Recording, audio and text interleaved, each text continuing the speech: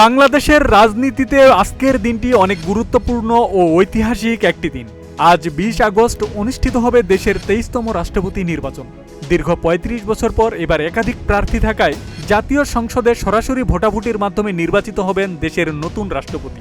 নির্বাচনে প্রতিদ্বন্দ্বিতা করছেন বিএনপির মহাসচিব মির্জা ফখরুল ইসলাম আলমগীর এবং ১১ দলীয় জোটের প্রার্থী অলি আহমদ। তফসিল অনুযায়ী আজ বৃহস্পতিবার দুপুর ২টা থেকে বিকেল ৫টা পর্যন্ত সংসদ ভবনে ভোট গ্রহণ হবে। সংসদ সদস্যরাই রাষ্ট্রপতি নির্বাচনে ভোট দেবেন।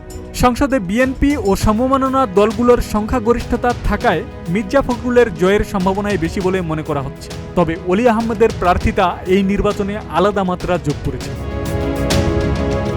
তবে এবারের নির্বাচনের সবচেয়ে বড় আকর্ষণ শুধু ভোট নয়, ভোটের মাত্র একদিন পর ২১ আগস্ট শুক্রবার রাতে বঙ্গভবনে অনুষ্ঠিত হবে নবনির্বাচিত রাষ্ট্রপতির শপথ অনুষ্ঠান।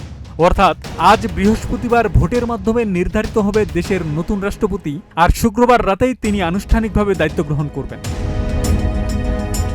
দীর্ঘ ৩৫ বছর পর প্রতিদ্বন্দ্বিতাপূর্ণ রাষ্ট্রপতি নির্বাচন এবং মাত্র একদিনের ব্যবধানের শপথ, সব মিলিয়ে বাংলাদেশের রাজনৈতিক ইতিহাসে নতুন একটি অধ্যায়ের সাক্ষী হতে যাচ্ছে দেশ।